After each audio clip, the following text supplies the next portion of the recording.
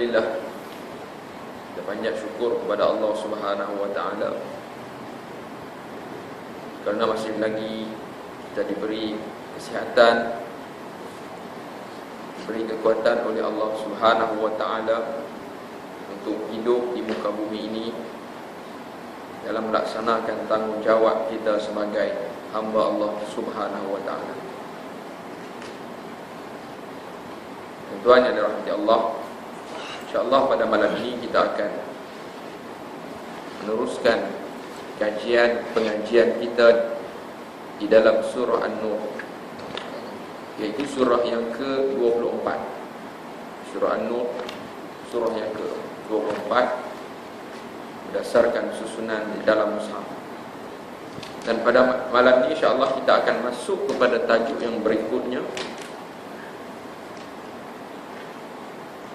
pada ayat 27 sehingga 28, iaitu berkaitan dengan hukum meminta izin apabila kita nak masuk ke rumah, apabila kita nak masuk ke rumah seseorang dan adab-adabnya. Ayat 27 29, itu firman Allah Subhanahu wa taala, A'udzu billahi minasy syaithanir rajim. Ya ayyuhalladzina amanu la tadkhulu buyutan ghayra buyutikum hatta tasta'nisu wa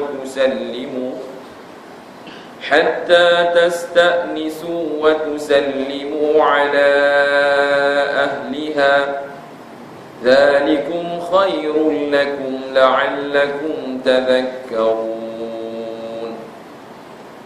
فإن لم تجدوا فيها أحدا فلا تدخلوها حتى يؤذن لكم وإن قيل لكم ارجعوا فارجعوا هو أزكى لكم والله بما تعملون عليم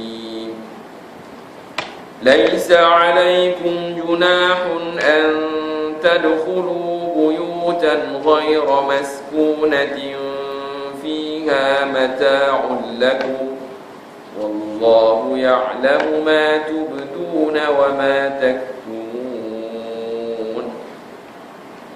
Ayat 27 sehingga 29 berkaitan dengan satu lagi adab dalam masyarakat kita yang perlu menjadi satu penghayatan dalam masyarakat, dalam kehidupan seorang muslim, iaitu berkaitan dengan minta izin apabila kita nak masuk rumah.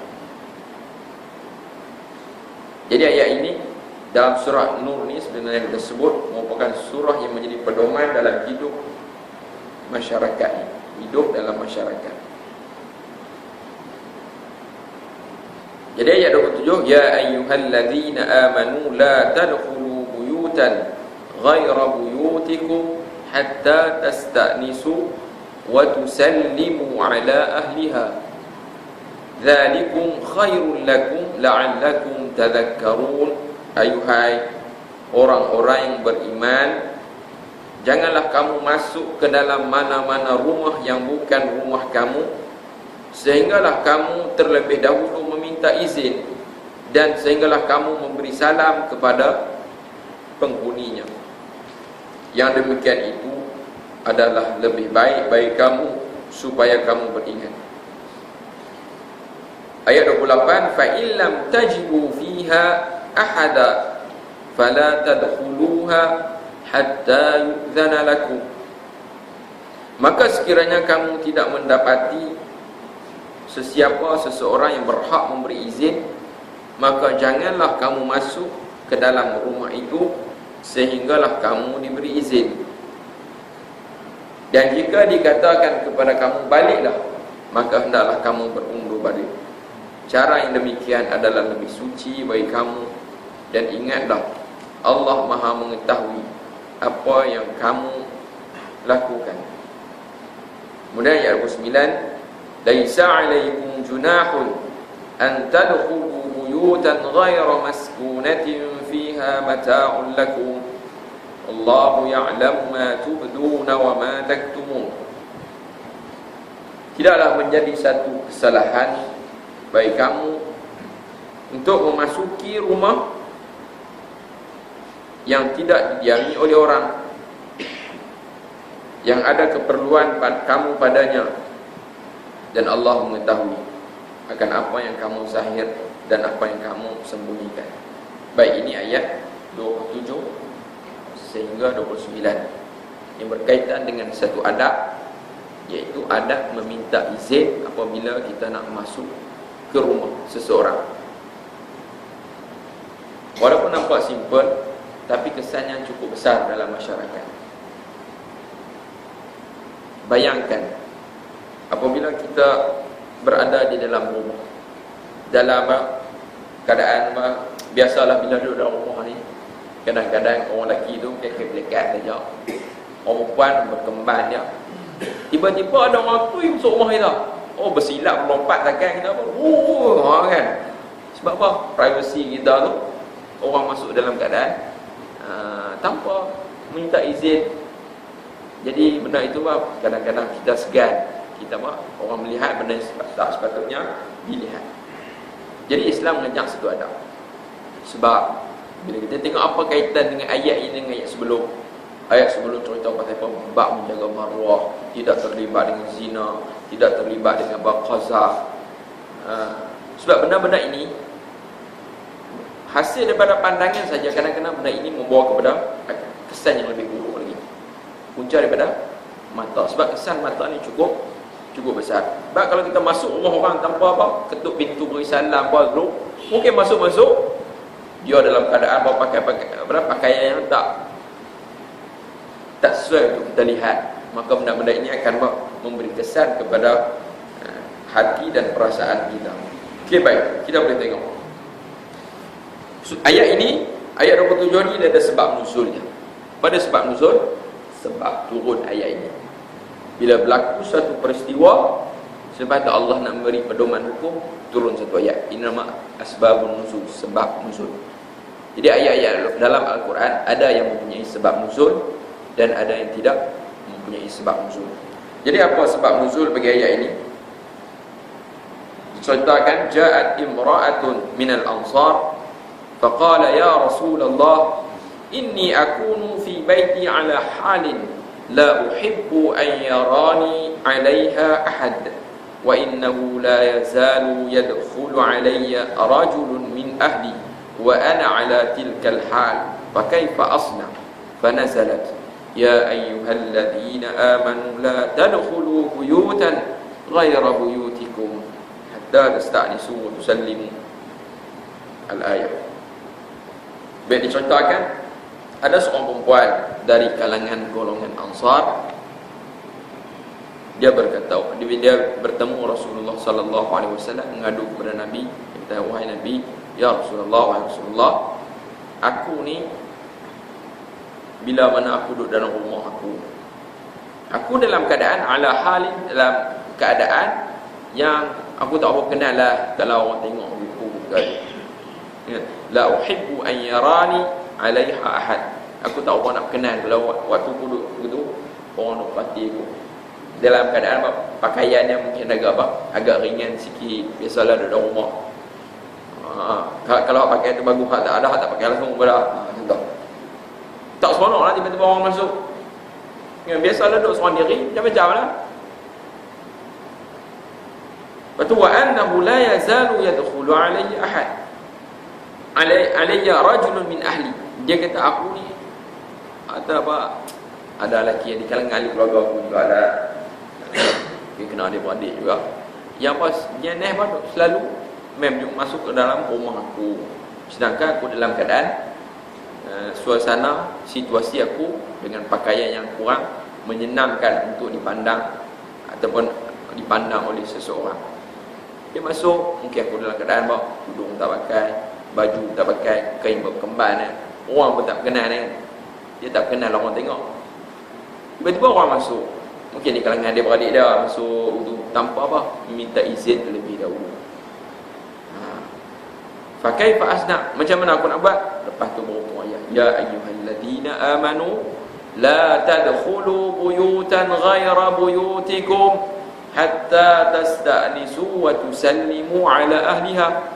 Wahai orang-orang yang beriman, Allah seru kepada orang yang beriman, sebab orang beriman ni orang yang mudah menerima pengajaran daripada Allah Subhanahu wa taala. Jangan kamu masuk ke dalam rumah yang bukan rumah kamu. Rumah orang lain lah. Kau rumah kamu sendiri tak apa lah. Tak minta salam apa. Ada orang kat rumah kan. Ataupun tak minta izin apa sebab rumah kamu. Dia ketuk lah pintu kat rumah. Assalamualaikum. Pada rumah dia. Dia masuk dah. Pening tu. Ada cerita lain tu. Pening tu. Kan. Mana rumah orang lah. Minta izin. Sehinggalah tasta'nisu, kamu minta izin. Wa tusallimu ala ahliha, dan kamu beri salam kepada penghuni dia, penghuni rumah tersebut. Okay, itu satu. Itu ayat 27 tadi, sebab nuzul. Jadi kita dalam situasi kita pun benda ni kita merasa kan. Kita agak-agak kalau ditanya selesa tak? Bukan cerita orang perempuan, cerita orang lelaki kan. Orang cerita lah, orang berkata untuk guru kan. Untuk guru apabila ada rumah kadang-kadang bukan pegang-pegang kan. Pakai ni. Tiba-tiba orang pergi masuk guru. Rasa macam nak perasaan selesa. Walaupun yang masuk orang lelaki kurang selesa. Mungkin dia pakai baju pagoda pak yang koyak-koyak kan. Ada tilalap penuh contoh lah kan. Kan. Dia kurang selesa kalau orang tengok lah lepas tu. Tapi tak apalah, dia dengan sendiri dia, dengan ahli keluarga dia, tak ada masalah benar tu. Tiba-tiba orang masuk secara mengejut, tanpa apa beri salam, tanpa apa maklumkan dulu kehadiran dia. Kalau banding hari ni mudah, kalau kita nak pergi melawat rumah orang, telefon dulu. Dia selesa ke tak selesa waktu tu. Mungkin waktu kita pergi tu waktu apa? Dia nak berehat. Lepas Zuhur kan contohlah, waktu-waktu yang orang apa kau boleh nak relax. Ni beri salam sampai apa? Sampai 10 60 kali. Assalamualaikum. Assalamualaikum. Kan 10 kali. Saya kira ada dia macam mana? Kadang-kadang orang tak jawab salam tu ke apa? Malas nak buka kan. Okay, kita boleh tengok. Itu antara sebab nuzul. Sebab apa? Cerita seorang perempuan dia mengadu kepada Rasulullah sallallahu alaihi wasallam. Bagaimana apa? Ada di kalangan orang lelaki, mungkin di kalangan adik-beradik dia, yang duduk main rumah dia masuk mengejut dia. Sedangkan dia dalam keadaan apa? Dalam keadaan suasana dia, keadaan dia yang tidak menyenangkan untuk dia zahirkan kepada lelaki tersebut. Okey, untuk ayat 9. Ayat 29 juga ada asbabun nuzul. Bila kita masuk ayat 29, Allah cerita tentang apa? Ada rumah yang kita boleh masuk walaupun tak minta izin. Rumah mana? Rumah tu mungkinlah rumah tu jenis tak ada penghuni, rumah awam kan. Contoh di RNA tu ada rumah kan. Rumah tu bukan rumah milik dia. Kita pun nak masuk, nak rehat gitu, tak perlu beri salam, sebab tak minta izin. Sebab untuk kemudahan umum dari situ. Kan. Okay, baik. Kita akan sampailah kepada ayat 29. Okey, baik. Jadi apakah kaitan ayat ini dengan ayat yang sebelum-sebelum ni? Nama munasabah ayat. Perkaitan di antara ayat ini yang menjadi topik kita pada malam ini, ayat 27-29, dengan ayat-ayat yang sebelum ni. Ayat yang sebelum-sebelum ni iaitu berkaitan dengan hukum zina, berkaitan dengan hukum qazaf. Semua ini melibatkan marwah. Juga didatangkan kisah hadithul ifki, tuduhan yang dilontarkan kepada Ummul Mukminin, itu berkaitan dengan marwah. Kemudian Allah sebut tentang golongan lelaki baik untuk perempuan yang baik, telah kita sentuh pada pertemuan yang lalu. Jadi benda-benda ini berkaitan dengan marwah. Maka antara benda-benda yang menjaga marwah ialah ni, masuk rumah orang mesti minta izin dulu. Sebab benda ini juga merupakan satu marwah kepada seseorang. Dan juga pandangan ini, kesan minta izin, Nabi kata apa? Al-istizan li ajlil basar. Minta izin ini disebabkan mata. Sebab kalau kita tak minta izin, mata kita akan nampak macam-macam. Masuk rumah tu macam-macam lah. Kita akan sentuh lah tentang apa? Ada-ada apabila kita nak bertandang ke rumah seseorang. Jadi bila kita faham dah ni, baru kita nama orang bijak. Kita boleh tengok dalam bab-bab apa masuk rumah orang, ini memandang orang bijak. Bayangkan bila kita ketuk rumah, itu pun diajak oleh syarak. Bila kita nak pergi rumah, Assalamualaikum, dia tak ajak supaya kita berhadap betul dengan pintu. Supaya tengok ke belakang, tengok kanan. Sebab apa? Mungkin kawan-kawan tukar, oh, tu dia dalam keadaan dia pakai dengek kan apa dia? Buka-buka pintu, terus mata kita terus berada di dalam rumah dia. Mungkin kita tengok suasana rumah dia. Mungkin sudut orang, mungkin sudut rumah dia tu. Rumah mungkin dia balik kerja bersepah. Kita pun dah set dia ni sepah rumah. Contoh kan. Benda tu menyebabkan kadang-kadang perasaan kita macam-macam timbul. Jadi jangan tengok pada dalam rumah dulu. Beri salam, dia masuk dah, masuk. Mungkin dia dalam kemah rumah dulu. Jangan-janganlah. Mungkin sudut pakaian dia boleh bersiap untuk menerima tetamu. Okay, baik. Jadi antara munasabah ayat, selepas Allah menjelaskan sebelum ni tentang hukum qazaf, Allah cerita tentang apa? Kisah ahlul ifki, mana orang yang terlibat dalam peristiwa tuduhan palsu. Maka dalam ayat ini Allah menceritakan tentang perkara yang selayaknya, yang masih ada berkaitan dengan kisah-kisah tadi, iaitu berkaitan dengan maruah. Iaitu Allah mengajak adab apabila kita nak masuk ke rumah. Itu apa dia disebut dalam ayat ni, iaitu pertamanya al-istizan, minta izin. Yang keduanya as-salam, iaitu ucap salam. Hatta tasta'nisu, sehingga kamu pun minta izin, seperti mana penafsiran Abdullah bin Abbas, dia kata al-isti'nas dengan maksud al-istizan. Istizan maksud minta izin. Satu dia hatta tasta'nisu wa tusallimu, hingga kamu beri salam. Okey, baik. Apa tujuan dua benda ni? Diajar adab ni apa tujuannya? Adab ni mungkin tidak disebut dalam ayat, tapi kita boleh faham situasi, kondisi tersebut, iaitu pertamanya untuk mengelakkan daripada terjadinya tumahan. Bila kita masuk kepada rumah orang secara mengejutkan gitu ya, macam-macam tumahan akan berlaku. Jadi kadang-kadang kita dituduh sebagai apa? Menceroboh. Boleh jadi akibat dia kepada apa? Orang masuk tu dibecah sebagai menceroboh, tak kena ya. Kan? Boleh jadi itu akibat tu boleh kepada orang yang masuk. Tuan ni sampai malu macam-macam orang boleh buat.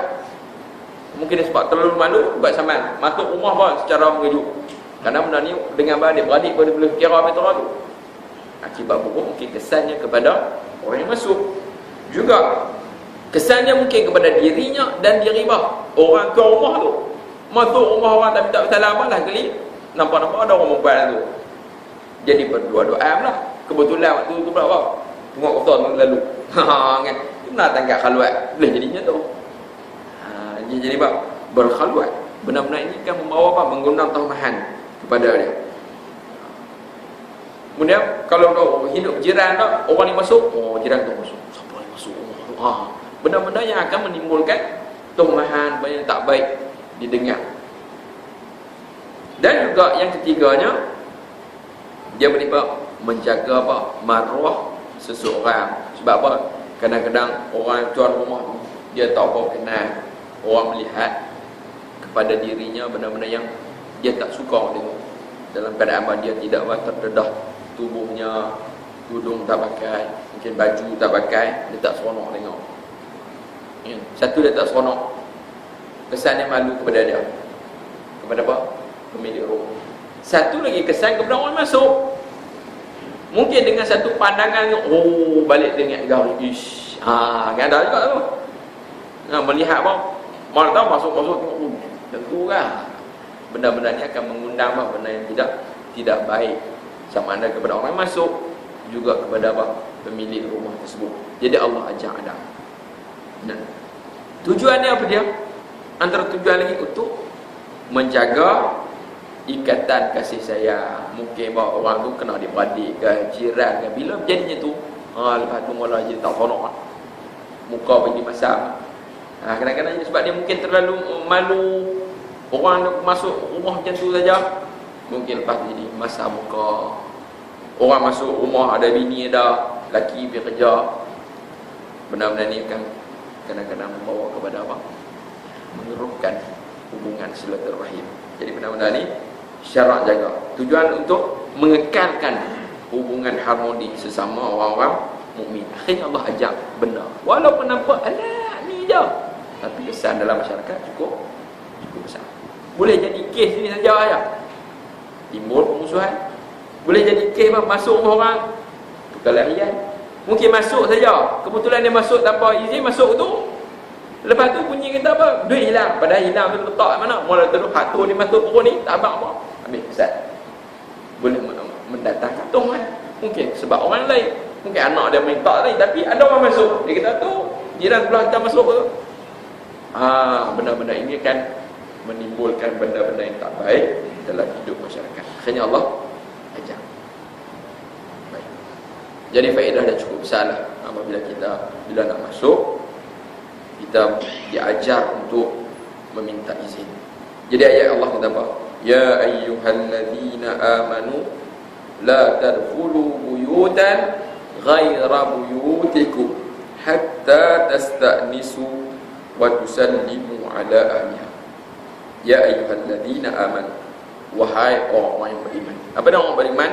Iaitu Allah, orang-orang yang membenarkan Allah Subhanahu wa taala, mengakui kebenaran Al-Quran, mengakui kebenaran Allah Subhanahu wa taala, mengakui kebenaran risalah yang dibawa oleh Nabi sallallahu alaihi wasallam, oleh utusan Allah. Orang yang beriman, bila orang beriman, dia rasa beriman, terus dia nak beramal dengan ayatnya. Sebab apa?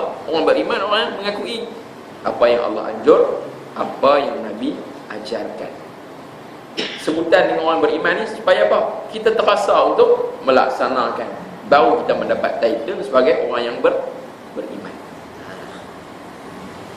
Allah kata apa? La tadkhulu, jangan kamu masuk rumah yang selain kamu sehinggalah kamu diberi keizinan. Bukannya kamu masuk tu selepas kamu minta izin, tu salah juga tu. Kan? Mungkin ayat kata sehinggalah kamu minta izin dan diberi izin. Tak tu fahamlah kan. Mana kena minta izin lah. Lepas tu kalau diberi izin, masuk. Kalau kita tuan rumah tak beri izin, dia tak apalah main petang lagi dah. Dia pandai juga pelapik tu, mana jangan masuk lah. Tak pergi boleh lagi. Tu mana dia tak kurang selesa untuk menerima tetamu ke rumah dia. Sehinggalah kamu minta izin dan kamu diberi izin, baru dia masuk. Hatta tusallimu ala ahlil bait, sehinggalah kamu beri salam dulu kepada penghuni rumah tersebut. Jadi dua benda yang perlu dianjurkan. Satu minta izin, satu lagi beri salam. Dua benda. Apa hukum dia? Di dalam ayat tadi sebut la tadkhulu, tegak. Kemudian apa perintah sehingga kamu minta izin. Jadi ulama berbahasa di situ. Berkata adakah kedua-duanya wajib ataupun sebaliknya? Jadi ulama bincang kata apa? Minta izin itu wajib, beri salam kekal dengan hukum salah sebagai apa? Sunat. Saya akan bincang. Beri salam dulu kan, minta izin dulu. Benda ni kan disebutlah lagi. Baik. Beri salam. Ikut ayat tadi, susunan tertib dalam ayat tadi, dia mula dengan minta izin. Kemudian apa sebut? Salam. Hak kita buat je lah. Tak tahu kita Assalamualaikum tu kira apa? Minta izin. Kira dia tak jawab salam tu kira. Kalau kita buat sengap kan. Itu tanda apa? Tanda tak betul tu. Bahkan hari ni kalau kita nak ziarah lagi ada yang lebih baik lagi, iaitu telefon. Itu lebih cantik lagi. Baru pada dia boleh buat persediaan untuk menerima tetamu dia. Mungkin kalau duduk Allah, Assalamualaikum, siapa dia pula dah pula kena nikah. Kan siapa dia pula main ni. Mungkin waktu yang kita nak pergi tu dia kurang bersedia ataupun kurang selesa untuk menerima tetamu. Mungkin ada waktu-waktu balik kerja ke penat. Jadi kita ni sebagai orang bijak, kadang-kadang kita kena pandai jugalah. Kan? Orang yang cerita bijak ni dia pandai tengok situasi yang sesuai. Dia pandai memilih situasi yang sesuai. Kadang-kadang dia tahu waktu ni orang selesa. Sembang pun jadi tahu mana rancang mana. Kena pandai pilih. Okey, baik. Apa faedah daripada dua ni? Terus disebut dalam tafsiran hatta la tanzuru ila awrati ghairikum, hingga menyebabkan kamu apabila kamu buat benda ni kamu akan terelak daripada kamu memandang pada aurat-aurat orang lain. Dan kalau rumah tu cuan betul gitu kan, mungkin dia dalam keadaan kita sebut tadi kurang bersedia dengan pakaian yang tidak terurus, dan sehinggalah antaranya menyelamatkan kita daripada kita melihat benda-benda yang tidak halal kita untuk lihat. Baik. Sebab benda-benda ini kesan daripada perbuatan tersebut, kesan daripada situasi atau peristiwa tersebut, dia kadang-kadang akan membawa kepada permusuhan, membawa kepada kebencian. Aku benci ni. Kena timbul dia apa? Kurang senang, menyebabkan berlaku permusuhan. Baik.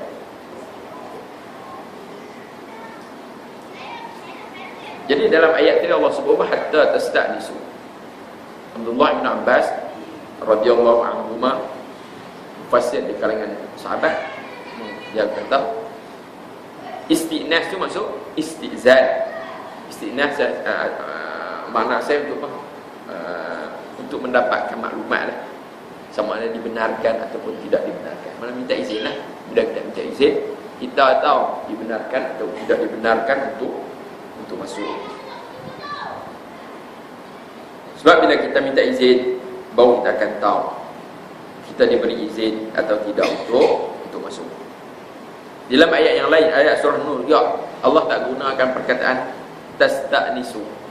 Allah guna perkataan falyasta'zinu, istizan, minta izin. Jelas.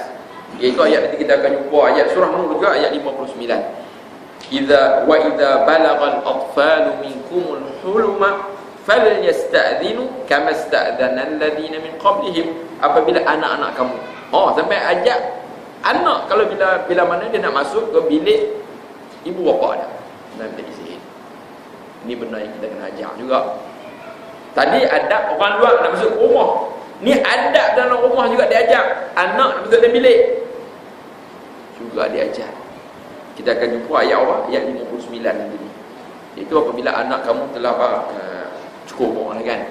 Wa idza balagal atfal, apabila telah baligh kanak-kanak di kalangan kamu, maka dia apa? Falyasta'dinu, dia minta izin. Sebagaimana orang tua kalau nak minta apa, kena minta izin juga lah kan, bila nak masuk ke rumah. Sebab anak bila masuk mungkin dalam keadaan ibu bapa dia dalam keadaan pakaian yang terdedah, maka benda ini kadang-kadang akan merosakkan minda pemikiran anak. Dia melihat benda yang tidak sepatutnya dilihat di waktu dia masih berusia kecil. Sebab budak-budak ni dia apa? Dia rakam. Okey, baik. Kita akan sampai tentang adab di dalam rumah nanti. Okey, baik.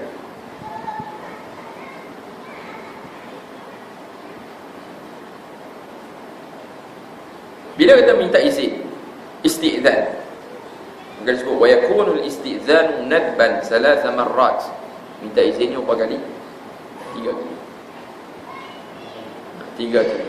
Disunatkan 3 kali. Sunat ada 3 kali. Mungkin ada isyarat-isyarat yang menyebabkan orang ni mungkin, "Hai, boleh masuk dah? Boleh masuk dah?" Tu mungkin hari ni guna loceng. Ting tong. Ting tong. Itu juga masuk istilah isti'dzan, sebab dengan isyarat-isyarat loceng memang antaranya sebagai satu alat untuk memaklumkan. Sebab isti'lam untuk mendapat maklumat kita diberi kebenaran atau tidak beri kebenaran. Isti'lam untuk mendapatkan satu maklumat. Baik. Bila mana apa nampak macam tak ada tanda-tanda apa diberi izin, dah jangan duk tekan tu sejam. Ni tak reti bahasa kan. Nampak sangat kan. Nampak kurang bah. Nak kata bodoh tu kata kan. Kurang bijak. Kita berarti jangan tintong tu. Assalamualaikum. Lama sikit. Tintong. Mungkin dia ada pandu di depan. Ramai. Izin tu Ustaz. Kalau tak izin, dia tak jawab salam. Tak salam. Dia minta izin, saya kita jumpa ni tentang dia satu minta izin, satu beri salam. Kita nak dahulukan yang mana? Hari ni orang guna minta izin dengan salam tu. Dia tu kat dapur, salam. Beri salam kan? Tak jawab susah. Tak jawab susah, dia jawab kat dapur kan, tak dengar kan. Kan. Assalamualaikum, orang masuk. Dia duduk kat dapur, salam. Salam dia jawab gitu juga kan. Tapi bila tidak ada jawapan tak nak apa. Tak beri izin lah tu. Tapi dekat apa? Mungkin 3 kali saja, kalau lebih tu beredar. Saya ada panduan daripada apa perbuatan Nabi sallallahu alaihi wasallam. Fa idza adana udhina lizair, kalau yang diberi keizinan kepada orang yang nak berziarah, okey, boleh masuk. Wa illa, kalau dia tak beri, balik. Sebab benda ni akan menjatuhkan yang muka, kau pintu juga tu. Malu pula kan tu. Jatuh yang muka pun naik. Dia ni petauti. Ni kena adab kan, dia adab. Okey. Pernah satu hari disebut Abu Musa Al-Ash'ari, dia minta izin untuk bertemu dengan Sayyidina Umar 3 kali. Boleh tak aku masuk tengok sahabat bila nak bertemu dengan para sahabat juga. Abu Musa Al-Ash'ari sahabat, Sayyidina Umar sahabat, dia nak bertemu Sayyidina Umar, minta izin. Tak apa dekah dengar terang dah kan. Okey, Sayyidina Umar dengar kan, tak dengar 3 kali lah, tak ada respon apa-apa. Akhirnya dia apa? Dia kembali 3 kali dia tak dengar respon balik. Lepas tu Sayyidina Umar dia kata, bukankah aku dengar macam Abu Musa ni minta izin tadi masuk, dengar je suara kan, tapi tak ukur jelas. Lepas tu yang kawan dah kata 3 kali pun dah apa, tak jawab balik. Akhirnya Sayyidina Umar bila bersama sahabat dia kata, izinkan dia masuk. Abang kepada sahabat-sahabat yang ada, panggil dia masuk. Bila dia buka-buka pintu kan tengok, tak ada dah balik aku kata orang cerdik tu. Dia balik. Akhirnya bila dia main semula, Sayyidina Umar kata, semua main semula. Dia kata, aku tadi minta izin. Kawan ni mencari dah lah kan, akhirnya main semula. Dia kata, tadi aku minta izin, ista'zantu thalathan falam yu'dhalli, aku telah minta izin 3 kali tapi tak mendapat respon pun. Wa inni sami'tu an-nabiy sallallahu alaihi wasallam yaqul, sebab aku pernah dengar Nabi berkata, idza sta'dhana ahadukum thalathan falam yu'dhal lahu falyansarif. Ya, falyansarif. Mana idza sta'dhana ahadukum, apabila seorang kamu minta izin banyak 3 kali dah, kemudian tak ada respon beri izin, falyansarif, maka hendaklah dia beredar baliklah. Tak ada lebih. Ni baru nampak orang cerdik kan. Cerdik.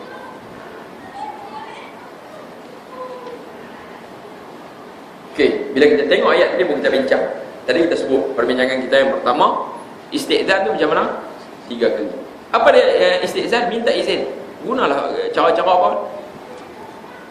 Sama ada, saya nak minta izin nak masuk ni, boleh tak? Ni nak, saya main ni. Kata macam-macam. Kata apa hari ni? Kalau cik assalam ni cerita lain, mungkin orang guna assalamualaikum tu sebagai apa? Satu isyarat pula. Boleh juga lah sebagai apa? Digabung 2 kali. Kan? Bila assalamualaikum, maksud dah aku nak masuk. Tu maksud dia sudah assalamualaikum kan. Mungkin ada guna menggunakan cara-cara yang memberi isyarat untuk dia mendapat satu maklumat sama ada dia boleh masuk ataupun tidak. Bila kita tengok kepada ayat di perbincangan seterusnya, ayat tadi mula dengan minta izin, baru apa? Baru berisyarat. Bila tengok arahan tersebut, soalan memberi maksud wajib. Wajib kan? Hatta tasta'nithu wa tusallimu. Minta izin wajib. Beri salam juga wajib. Tapi sebenarnya yang pertama tu yang wajib, beri salam tu adalah sunat. Itu yang pertama kita nak.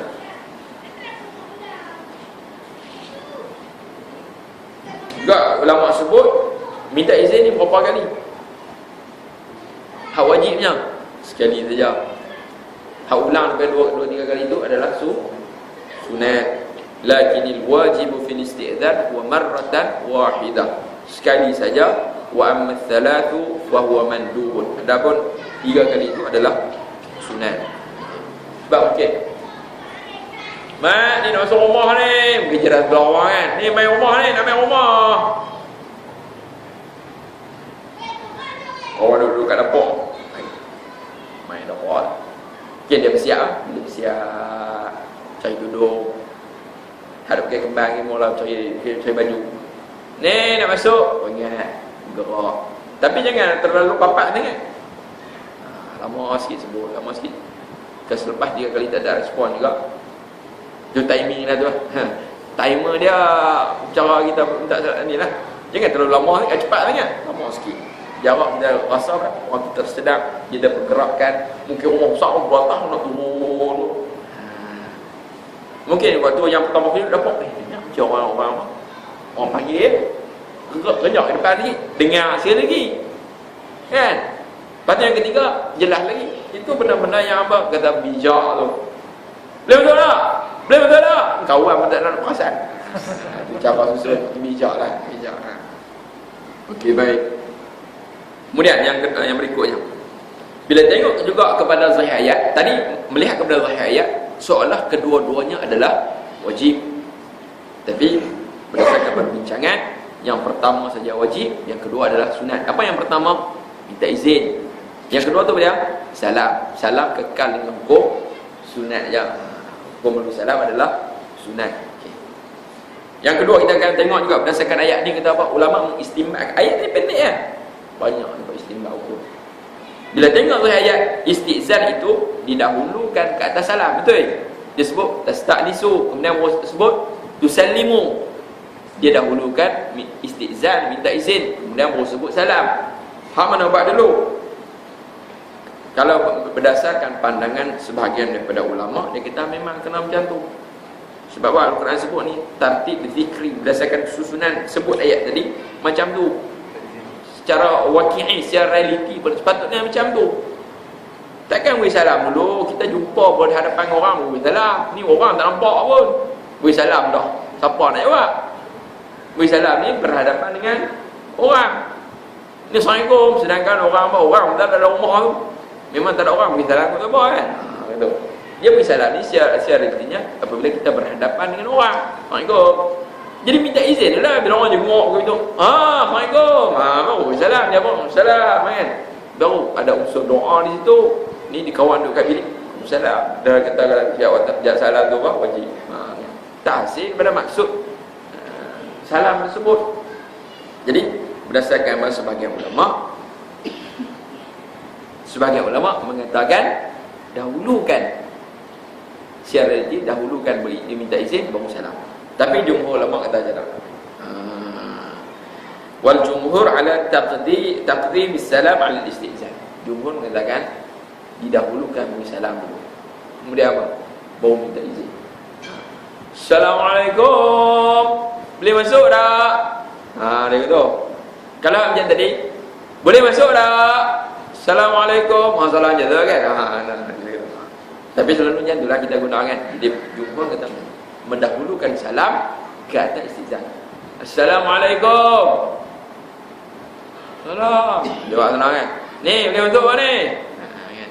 Kita masuk kawasan rumah kan. Pagar. Aku nak ambil bola masuk kan. Minta izin. Ini juga berdasarkan hadis yang dikeluarkan oleh Imam Tirmizi daripada Jabir. Dia kata assalam qabla al-kalam. Assalam qabla al-kalam. Beri salam baru sembang. Kan. Baru bicara.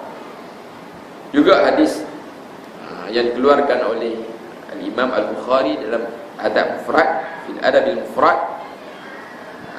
Abu Hurairah mengatakan tentang mereka yang minta izin sebelum memberi salam. Dia berkata la yu'dzanu lahu hatta yusallim. Tidak diberi izin sehingga dia memberi salam. Juga Sayyidina Umar, perbuatan daripada Sayyidina Umar, ista'adzana Umar radhiyallahu anhu 'ala an-nabi faqala assalamu ala rasulillah, assalamu alaikum, ayadkhulu Umar. Ni perbuatan Sayyidina Umar, dia beri salam dulu. Kita baca assalamu alaikum, assalamu ala rasulillah, assalamu alaikum. Salam tu, mana boleh tak? Ayadkhulu Umar, bolehkah Umar masuk? Jadi daripada perbuatan Sayyidina Umar, setelah dia mendahulukan salam baru minta izin. Okey, selesai. Jadi berdasarkan jumhur, beri salam dulu baru apa? Itu kebiasaan lah kan. Sebab salam pun telah menjadi satu isyarat juga tanda dia minta izin. Assalamualaikum. Boleh masuk tak? Begitu. Assalamualaikum, dia betul tak? Orang pun tak perasan. Cakap apa? Kemudian salam ni berapa kali pula? Wassalamu yakunu aidan salasan. Juga beri 3 kali. Dia kita beri sebanyak 3 kali. Sebab daripada Sa'ad bin Ubadah dia berkata, anna an-nabiy sallallahu alaihi wasallam ista'dzana ala Sa'd bin Ubadah. Nabi minta izin untuk masuk menemui Sa'ad bin Ubadah. Dia berkata, "Assalamu alayka wa rahmatullah." Sa'ad jawab apa? "Wa alaikassalam wa rahmatullah." Dia jawab pelan. Nabi tak dengar. Sehingga Nabi memberi salam sebanyak 3 kali. Ada yang sebut kata Sa'ad ni bukan apa, dia dengar lah, tapi dia jawab pelan. Assalamualaikum Sa'ad. Macam tu orang dah. Dia jawab, Salam. Assalamualaikum. Salam. Masuk kali 3 pun jawab deras. Waalaikumsalam. Sebab kata nak ambil daripada apa? Doa Nabi sallallahu alaihi wasallam. Ada sampai sebutnya itulah. Sebab Assalamualaikum itu maksud doa. Salam sejahtera ke atas kamu. Nabi ucap begitu. Ulangnya kali lagi bagus kan? Dia taktik tu strategi. Bukan dia jawab, tapi Nabi tak dengar dia jawab. Sehingga Nabi ulang sampai 3 kali. Okey, baik. Dan disebutnya waradda alaihi salatan. Sa'ad jawab apa? Balas juga 3 kali kan? Bukan sekali tu kan? Pelan. Dia jawab pelan, Nabi tak dengar. Okey, baik. Bila kita tengok daripada peristiwa ni, daripada apa hukum ni, apa dia? Hikmah dia. Hikmah minta izin, hikmah bersalam. Tadi kita sebut dah. Satu dapat menjaga kita daripada terlihat kepada aurat-aurat yang sepatutnya kita tidak boleh lihat.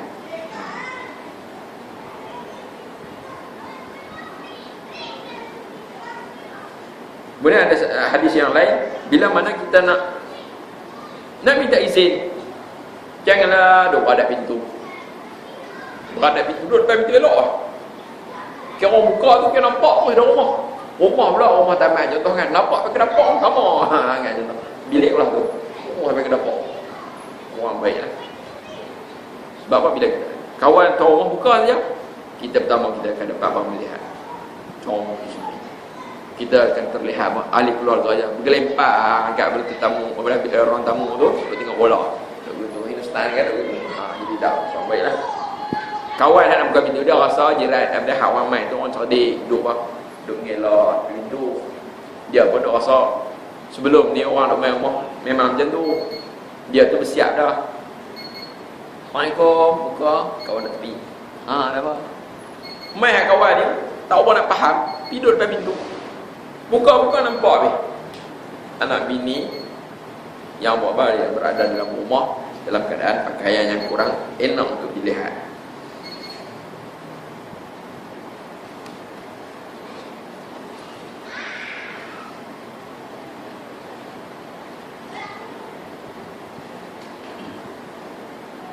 Ada satu riwayat mengatakan ja'a rajulun فوقف على باب النبي صلى الله عليه وسلم يستأذن فقام على الباب فقال له النبي صلى الله عليه وسلم هكذا عنك أو هكذا فإنما استئذان من النظر. وفي الصحيحين عن رسول الله صلى الله عليه وسلم قال لو أن امرأ اطلع عليك بغير إذن فخذفته بحصاة فقفأت عينه ما كان عليك من جناح.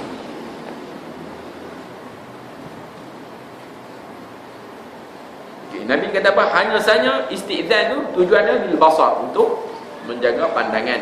Bila mana kita berhadap depan pintu, hilang tujuan yang asal. Minta isti'zan untuk menjaga mata kita.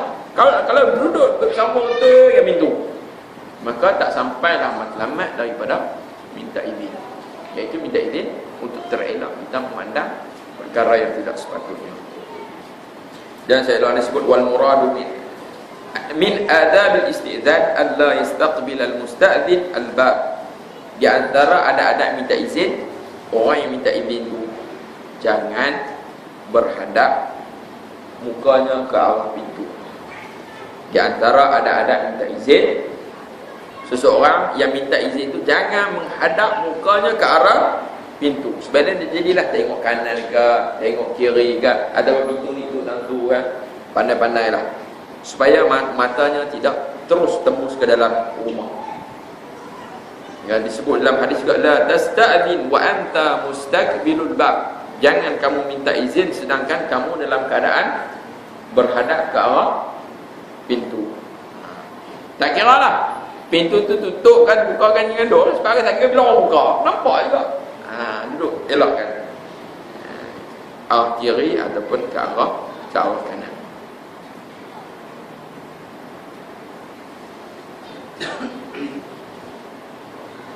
Itu kalau istizan kepada orang asing. Kalau kita pergi rumah adik-beradik kita, balik rumah mak kita ke pergi rumah kak kita, ni mahram kita, adakah perlu juga minta izin? Kalau ala rumah kak aku masuklah, mak aku masuk je, kita pula ada kunci satu lagi, masuk tu kan. Adakah perlu juga minta izin? Perlu. Umum sini. Sehingga kan hadis qala rajulun lin nabi sallallahu alaihi wasallam, seorang lelaki berkata kepada Nabi sallallahu alaihi wasallam. Hadis ni riwayat Malik dalam Muwatta. Dia kata, "Asta'dinu ya Rasulullah ala ummi?" Adakah aku perlu minta izin untuk aku masuk bertemu dengan ibuku wahai Rasulullah? Nabi kata, "Na'am." Juga kena minta izin lah. Lepas tu dia kata, "Laisa laha khadimun ghairi." Ibuku tidak ada apa? Khadam, orang yang berkhidmat, melainkan aku saja. Asta'dinu 'alaiha kullama dakhaltu 'alaiha. Adakah aku perlu minta izin bila mana aku nak masuk? Ulang sekali lagi, tak apa hati, tanya sekali lagi. Kena minta izin juga kan? Kemudian Nabi jawab satu jawapan yang menyebabkan dia boleh terima logik. Ni cara Nabi jawab. Dia tanya kali baik keluar, boleh kena kan? Aku bukan kena orang lain, orang salahkan kita kan. Nabi kata, atuhibbu antaraha uryanatan. Hang suka kan kalau terlihat ibu kamu dalam keadaan telanjang? Dia kata, tak. Jadi terfikir kan? Sebab kemungkinan boleh jadi kan, masuk dalam keadaan pakaian yang kurang menyenangkan. Mungkin duduk seorang, biasa pakai simple-simple kan. Musim panas pula, cuaca sampai 40. Kena tahu ni pakai baju banyak-banyak lagi, stroke apa lagi kan. Dia pun pakai nipis je. Kita pergi masuk tu lah, kurang apa? Menyenangkan. Jadi Nabi kata apa? Fasta'dzin 'alaiha. Kamu juga kena minta izin apabila kamu nak masuk bertemu dengannya. Okey, baik. Jadi mungkin sekadar tu pada malam ini kita akan inilah sentuh pada pertemuan akan datang ayat-ayat yang berikutnya tentang adab-adab apabila kita nak masuk ke rumah seseorang. Allah sebut, ya ayyuhalladzina amanu la tadkhulu buyutan ghayra buyutikum hatta tasta'nisu wa tusallimu ala ahliha. Itu pada malam ini. Sallallahu alaihi sayyidina Muhammadin wa ala alihi wa sahbihi wasallam. Bismillahirrahmanirrahim. Alhamdulillahirabbil alamin wassalatu wassalamu ala asyrafil anbiya'i wal mursalin wa ala alihi wa sahbihi ajma'in. اللهم إنا نسألك علما نافعا وقلبا خاشعا وعملا متقبلا ورزقا حلالا واسعا وشفاء من كل داء. ربنا آتنا في الدنيا حسنة وفي الآخرة حسنة وقنا عذاب النار.